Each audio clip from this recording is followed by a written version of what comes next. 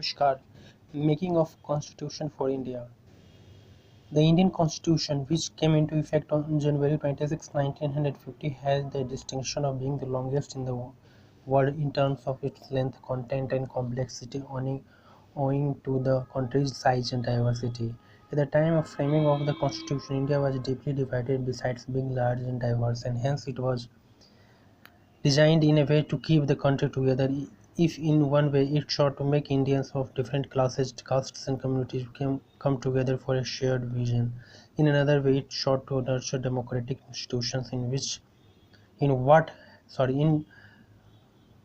had long been a culture of hierarchy and defense background. Although the Constitution of India was framed between December 1946 and December 1949, its roots deep lie in the Indian national movement against the colonial rule as well as in the movements for responsible and constitutional government in the princely estates. Mridula Mukherjee, in her work India since Independence, has rejected the idea that the British initiated modern, responsible and constitutional government in India, and that the 1950 Constitution was merely the culmination of the series of constitutional initiatives made by the British in 1861, 1892, 1900, and 1935. The fact that British concessions at every stage fell far short of what nationalists were demanding for. In the modern sense, there appeared the Constitution. Sorry, in the modern sense, there appeared the Constitution of India Bill, also known as the Home Rule Bill in 1895, which envisaged basic human rights such as freedom of expression, equality before the law, right to the inviolability of one's home, right to property, etc. for all citizens of India. Although there is no exclusive evidence to prove the authorship of the Home Rule Bill, Annie Besant believed that the bill was inspired by Tilak. In 1922, Mahatma Gandhi, in an article titled Independence, published in Young India, wrote that Swaraj would not be a free gift of the British Parliament but a declaration of India's full self-expression. The Constitution of India would be framed as per the wishes of the Indians. The Commonwealth of India Bill, which was drafted in India, to which Annie Besant, Tej Bahadur Shapru, V.S. Srinivasa Shastri made important contributions, was accepted unanimously by the Executive Committee of the Parliamentary Labour Party. The bill had its first reading in the House of Commons in December 1925. It was defeated, but it proved crucial as it had the support of very wide sections of Indian opinion, and specified in clear words that India shall be placed on an equal footing with self-governing dominions. After after after the non-cooperation movement, Motilal Nehru in February 1924 introduced in the Central Legislative Assembly a resolution that gave due regard to minority rights and interests and came to be known as the National Demand. It was passed by a large majority in the Assembly. For the first time, a demand for a constitution and the procedure for its adoption were expanded in clear terms. Britain, in response to the national demand, appointed the all-white Simon Commission in November 1927 to recommend further constitutional changes. In response to Lord Birkenhead's challenge, the Nehru report submitted on August 28 was an outline of a draft constitution for India, most of which its features were later incorporated in the Constitution of Independent India. The report embodied not only the perspective of the contemporary nationalist opinion but also an outline of a draft constitution for India. The latter was based on the principle of dominion status with full responsible government on the parliamentary pattern. It asserted the principle that sovereignty belongs to the Indian people, laid down a set of fundamental rights, and provided for a federal system with maximum autonomy granted to the units but residuary powers vesting in the central government, and joint electorates for elections to the federal lower house and the provincial legislatures with the reservation of seats for minorities in certain cases for a limited period. In the aftermath of the Nehru report, the Simon Commission was boycotted in December 1929. The Congress declared complete independence as its ultimate goal. The idea that India's constitution should be framed by a constituent assembly elected for this very purpose, and based on widest possible franchise, gained the support. Although M.N. Roy had made such a suggestion earlier, Jawaharlal Nehru was the first national leader to enunciate the idea in 1933. The Congress took up the demand for a Constituent Assembly as a part of its official policy in 1934 after refusing the Simon Commission's recommendations of 1933 as not expressive of the will of the people. Jawaharlal Nehru declared that the Congress had proposed the Constitution of India must be framed without outside interference by a Constituent Assembly elected on the basis of adult franchise, and the Working Committee of the Congress reiterated that stand at the Lucknow session of the Congress in 1936. It was declared that no constitution imposed by an outside authority and no constitution which curtails the sovereignty of the people would be acceptable to the Congress. In July 1937, after the Congress accepted office in a majority of provinces, Nehru pressed the legislators to introduce resolutions in the assemblies rejecting the present constitution and demanding a constituent assembly. In August, the CWC accepted a draft resolution prepared under Acharya Kripalani. Between August and October 1937, all the Congress-ruled provinces and Sindh passed this resolution and demanded repealment of the Government of India Act 1935. In September 1937 itself, a resolution recommending the replacement of the 1935 Act by a constitution framed by a Constituent Assembly was introduced in the Central Legislative Assembly by S. Satya Murthy. The same demand was reiterated in the Haripura session of 1938. The crisp proposals of 1942, although rejected by the Congress as unacceptable, had one redeeming feature in that it considered the request of Indians to frame their own constitution through a constituent assembly. In September 1945, the newly elected Labour government in England announced that it planned to create a constituent assembly in India. On March 15, 1946, the cabinet mission came to India and in the course of its stay recommended the forming of the Constituent Assembly and in interim government. Constituent Assembly formation. It was decided that the Constituent Assembly was to be elected indirectly by the provincial assemblies. According to the plan, the provinces of British India were grouped into three categories A, B and C. Each province was allotted seats on the basis of the population in the ratio of 1 member for a million. The seats given to a province was decided among three communities on the basis of their number. The three communities being the Muslims, Sikhs and general, including Hindus and all others who were not Muslims and Sikhs. They were to be elected by the representatives of each community in their respective legislative assemblies by the method of proportional representation with single transferable vote. The number of members allotted to the Indian states was also to be fixed on the same basis of population as adopted for British India, but the method of their selection was to be settled later by consultation. The strength of the constitution making body was to be 389. Of these, 296 representatives were to be free from were to be from British India, 292 representatives drawn from the 11 governors provinces of British India, and a representative each from the 4 chief commissioners provinces of Delhi, Ajmer, Merwara, Coorg and British Balochistan, and 93 representatives from the Indian states. The states representatives were to be nominated by the respective rulers. Elections for the 296 seats assigned to the British Indian provinces were completed by July-August 1946. The Congress won 208 seats, including all the general seats except 9, and Muslim League 73 seats, that is all but 5 of the seats allotted to the Muslims. The 93 seats meant for the states representatives remained vacant, and the princely states decided not to participate in the Constituent Assembly. However, representatives of some of the states, Baroda, Bikaner, Jaipur, Patiala, Rewa and Udaipur, entered the assembly by April 1947 and by August 15, 1947, and soon after all the states had sent their representatives to the assembly. The assembly was, however, not able to start its work immediately, as Jinnah withdrew his acceptance and caused the Muslim League to boycott it. The Congress went ahead with its plan and appointed an expert committee to draft fundamental rights and arrange an early session of the assembly.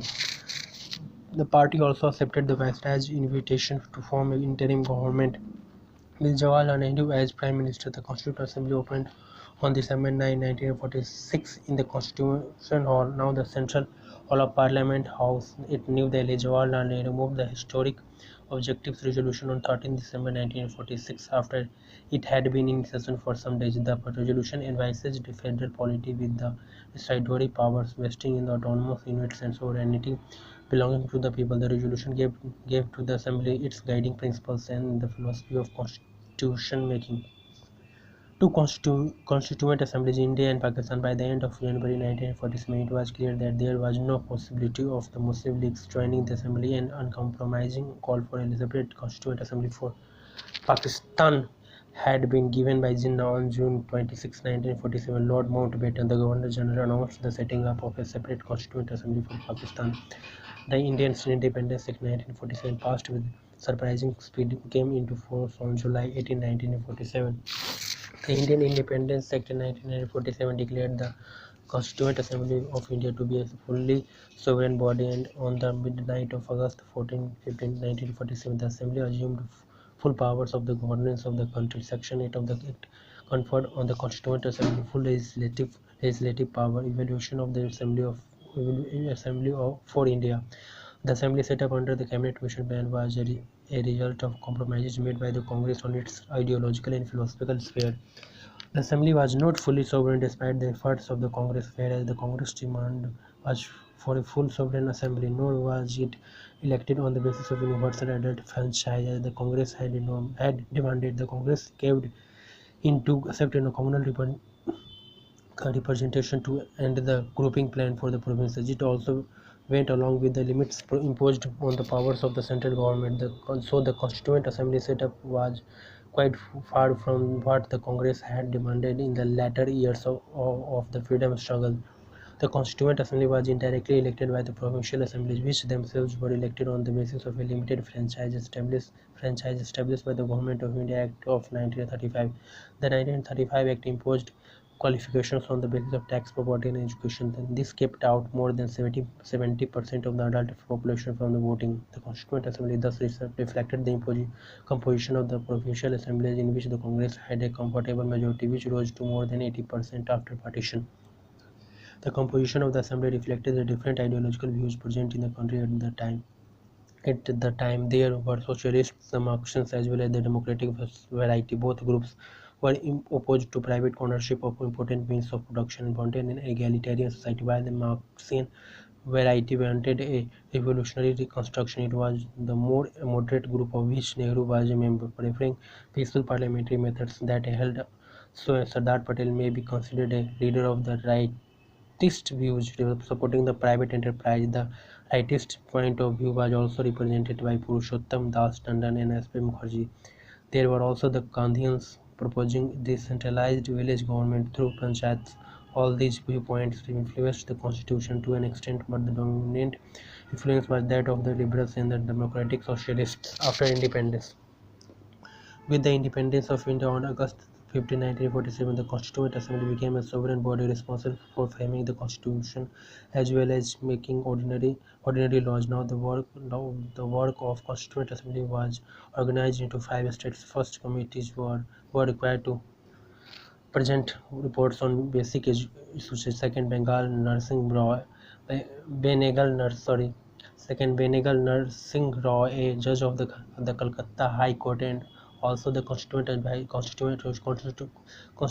advisor of the Constituent Assembly, prepared an initial draft on the basis of the reports of these committees and on his own research into the constitutions of other countries.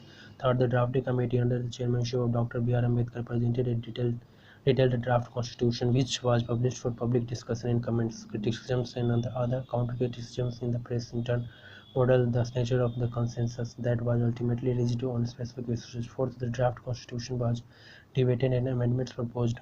Fifth, the Constitution of India was adopted. Drafting Committee: Dr. B. R. Ambedkar Chairman, G. V. Pant, K. M. Munshi, Aladi Krishnaswamy Iyer, N. Gopalaswamy Iyer, B. L. Mitra, later replaced with Madhav Rao. Sayyid Muhammad Sadullah.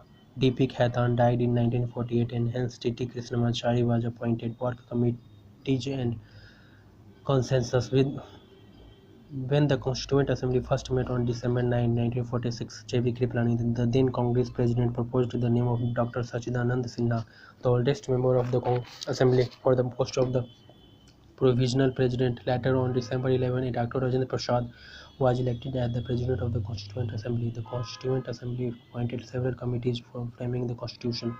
These committees submitted their reports between April and August 1947, and on the basis of these reports, Dr. B.N. Rao, the constitutional advisor, submitted a draft of the Constitution by the end of October 1947. This draft contained 240 clauses and 13 schedules. In order to consider this draft constitution, a drafting committee under the chairmanship of Dr. B.R. Ambedkar, the law minister at the time, was set up. The other members were Alladi Krishnaswamy Iyer and Gopalaswamy Iyengar, K. M. Munshi, Shahid Mohammad Sadullah, Sir B. L. Mittar, and D. P. Khaitan. After the first meeting, Sir B. L. Mittar resigned, and in his place N. Madhava Rao was nominated, and T. T. Krishnamachari took the place of D. P. Khaitan. On the latter's death in 1948, the drafting committee prepared the first draft of the Constitution. This was then circulated for the comments of the jurists.